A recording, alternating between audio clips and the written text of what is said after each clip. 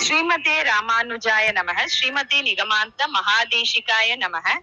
श्री रंगनाथ पादुका सहस्रे द्वन्द्वपत्तदिः चतुर्विंशी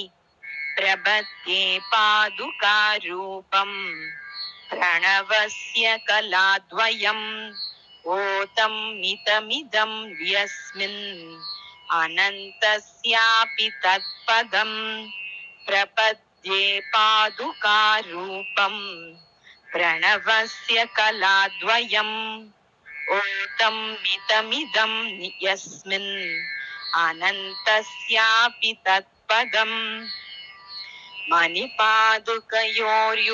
मुरारेर्मयि नित्यं विदधातु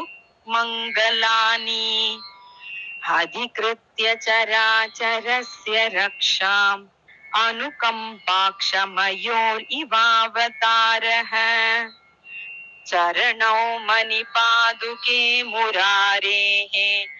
प्रणतान् पालयितुं प्रपद्यमानम् विपदामिह दैवमानुषीणां प्रतिकारं युवयोर्द्वयं प्रतीमः मुरबिन्मणिपादुके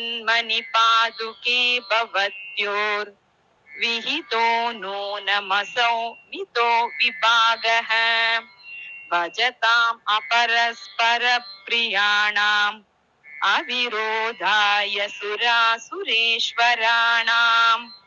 अहितोन्मतनाय संश्रितानाम् अलमालोकवशेन शब्दतो वा करयोश्च रताङ्गपाञ्चजन्यौ मधुहन्तुः पदयोश्च पादुके ये अवधीरित साधु पद्धतीनाम् अलसानां मधुवैरि पादुके द्वे इतरेतर साहचर्यमित्तम् प्रतिपन्ने इव दैव पौरुषेणः पार्श्वयोः सरसिजावसुन्दरे पादयोश्च मणिपादुके युवाम् सन्निकर्षतनचेन् मधुद्विषः किं करिष्यति कृतागसां गणः पादुके भवभयप्रतीपयोर्भावयामि युवयोः समागमम् सक्तयोर्दनुजवैरिणः पदे विद्ययोरिव परावरात्मनोः रङ्गसीमनिरताङ्गलक्ष्मणश् चिन्तयामि तपनीय पादुके शापदोषशमनाय तत्प्रदे चक्रवाकमिथुनं कृतास्पदम् मानयामि जगतस्तमोपहे माधवस्य मणिपादुके युवाम् दक्षिणोत्तरगतिक्रमोचिते पद्धति इव मयूकमालिनः रङ्गनाथपदयोरलङ्क्रिया राजते कनकपादुकाद्वयी तद्विभूतियुगलीव तादृशी सन्ततः समविभागमाश्रिता साक्षात् पदं मधुभितः प्रतिपादयन्त्यौ मानोपपत्तिनियते मणिपादुके द्वे अन्योन्यसङ्गति वशात् उपपन्नचर्याम् आज्ञां श्रुति स्मृतिमयीम् अवधारयामि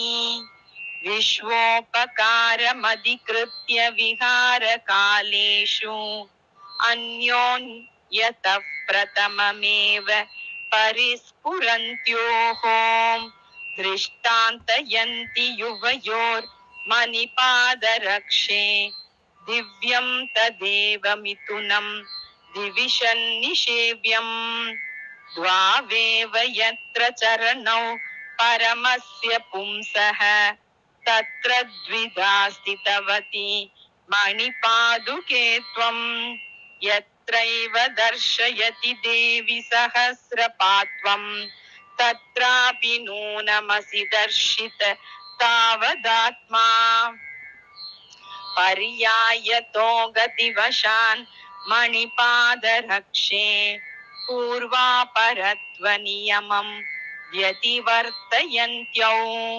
मन्ये युवां महति विष्णुपदे स्फुरन्त्यौ सन्ध्ये समस्तजगताम्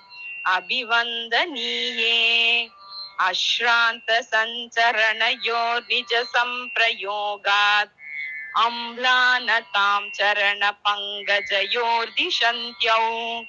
मान्ये युवां रघुपते मणिपादरक्षे विद्धे बलाम् अतिबलां च विचिन्तयामि अन्तर्मोहात् अविदितवताम् आत्मतत्त्वं यतावत् पद्यामित्थं परिचितवतां पादुके पापलोक्याम् नित्यं भक्तेर् अनुगुणतया नाथपादं भजन्त्यौ निष्ठे साक्षात् स्वयमिह युवां ज्ञानकर्मात्मिकेनः न्यस्तं विष्णोः पदमिह महत् स्वेन भूम्ना वहन्त्योः आम्नायाख्याम् अविहतगतिं वर्तयन्त्यो निजाज्ञाम् आसन्नानां प्रणयपदवीम् आत्मना पूरयन्त्योः वैराज्यश्रीर्भवति जगता मैकराजे भवत्योः अप्राप्तानाम् उपजनयतः सम्पदां प्राप्तिमेवं सम्प्राप्तानां स्वयमिह पुनः पालनार्थं यतेते साक्षात् रङ्गक्षितिपतिपदं पादुके साधयन्त्यौ योगक्षेमौ सुचरितवशान् मूर्तिमन्तौ युवाम्नः बद्ध हरिपादयुगलं युगलं तपनीय पादुके युवयोः मोचयति संश्रितानां पुण्या पुण्यमय शृङ्गलायुगलं बद्ध हरिपादयुगलं युगलं तपनीय पादुके युवयोः मोचयति संश्रितानां पुण्या पुण्यमय शृङ्गलायुगलम् इति श्री रंगनाथ पादुका सहस्रे द्वन्द्वपत्तदिः चतुर्विंशी